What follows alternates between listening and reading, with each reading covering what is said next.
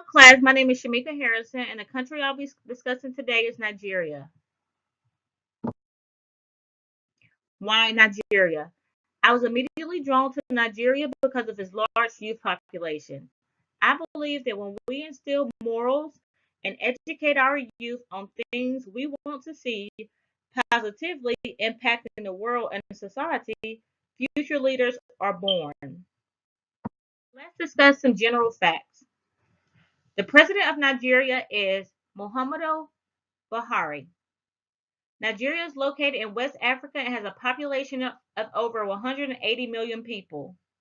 Nigeria has one of the largest populations of youth in the world. The oil and gas business is one of Nigeria's most essential resources.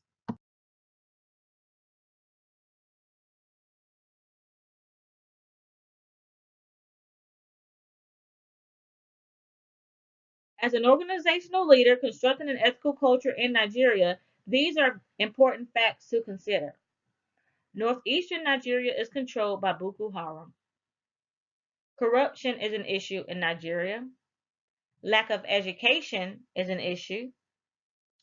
As I stated above, youth account for over half of West Africa's population. Education is limited to youth depending on socioeconomic status. Northeastern Nigeria, which is controlled by Boko Haram, has the lowest level of youth enrolled in school. Several educational institutions have been destroyed and children and teachers killed by Boko Haram's extremist group. The presidential candidate of the Alliance for New Nigeria, Fela Durote, has said Nigerian leaders do not value the nation's education sector because they, the leaders, lack qualitative education. The Bureau of African Affairs indicates that the United States government is currently assisting Nigeria to counter corruption and to build institutional capacity in education and other services. That leads me to the two moral issues to consider.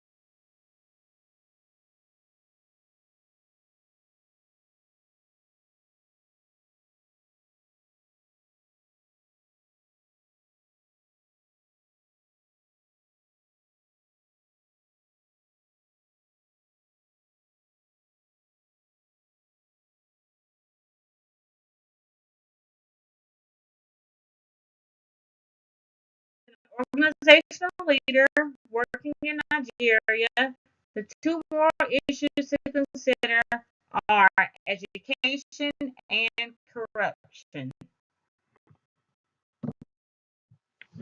Corrupt officials. Corruption has been an issue in Nigeria at all levels. Citizens do not trust the police or judicial system because they accuse them of being corrupt. Corrupt business. The oil business is one of the most corrupt businesses in Nigeria. As noted earlier, oil and gas are essential resources of Nigeria. The oil business employs a significant number of Nigeria's population. As an organizational leader working in Nigeria, it's imperative to establish a plan that keeps the organization and employees from engaging in corrupt practices.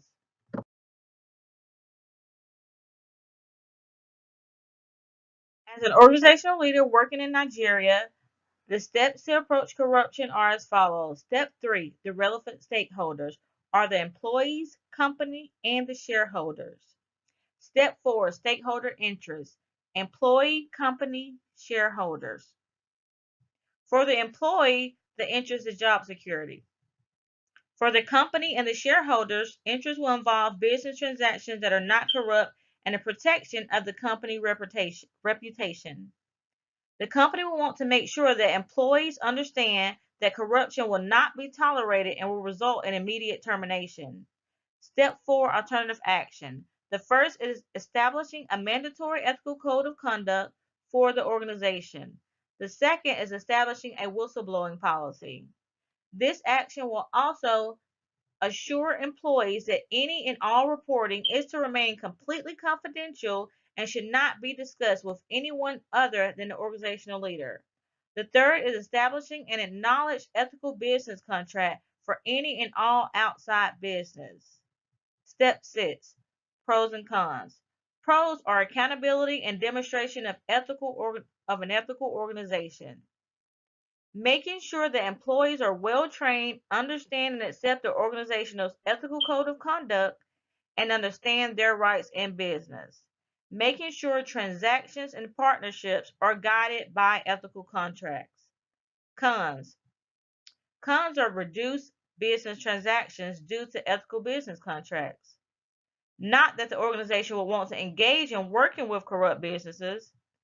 A contract of this nature could, with the depth of corrupt practices in Nigeria at all levels of officials and businesses, could result in reduced business. Step 7,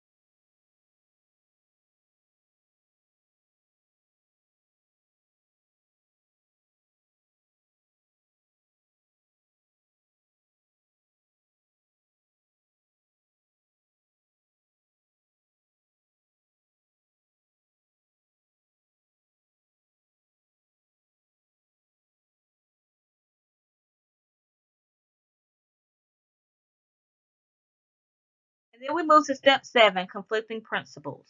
Reparation. If someone engages in corruption, they will lose their job. The person who reports them is to remain anonymous, which means they won't be able to make up to that person for the injuries they cause. Non-injury involves not harming someone physically or psychologically. The loss of a job could harm someone both physically and psychologically. So those two principles are conflicting. Step 8, honesty. We should not engage in manipulation or deception. Self-improvement. To promote one's own good, what traps to avoid. Providing ethical codes of conduct and policies to all stakeholders satisfies an applicable principle for self-improvement. Justice. Being fair by making sure that actions support all stakeholders. Preferred action. The preferred action for the approach to corruption would be implementing a whistleblowing policy.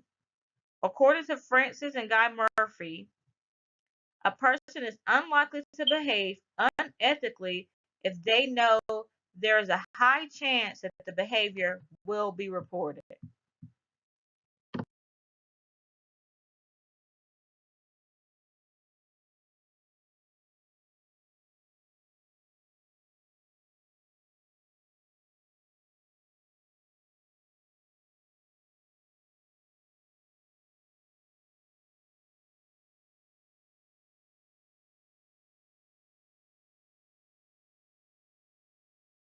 As an organizational leader, it is important to understand that many in Nigeria lack education.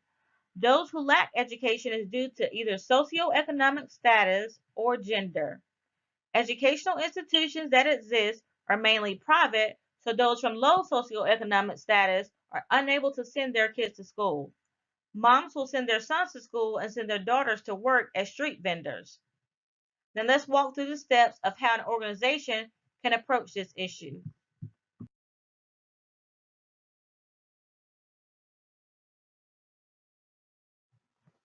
As an organizational leader, the steps to approach the moral issue of lack of education in Nigeria are as follows.